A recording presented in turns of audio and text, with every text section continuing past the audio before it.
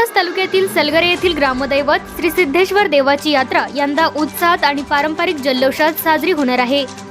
गुरुवार 4 डिसेंबर ते सोमवार 8 डिसेंबर दरम्यान 5 दिवसांच्या कालावधीत ही यात्रा पार पडणार असून विविध धार्मिक, सांस्कृतिक आणि मनोरंजनात्मक कार्यक्रमाचे दिमागदार आयोजन करण्यात आले आहे। सलगरेच्या श्री सिद्धेश्वर या श्रद्धास्थानाची यात्रा तानाजीराव पाटील यांच्या पुढाकारातून सुरू झाली असून यंदाच्या यात्रेचे हे 11वे वर्ष आहे। यात्रेतील नैवेद्य सोहळा आणि मानाच्या पालख्यांचा भेटीचा कार्यक्रम दरवर्षीप्रमाणे यंदाही विशेष आकर्षण ठरणार आहे।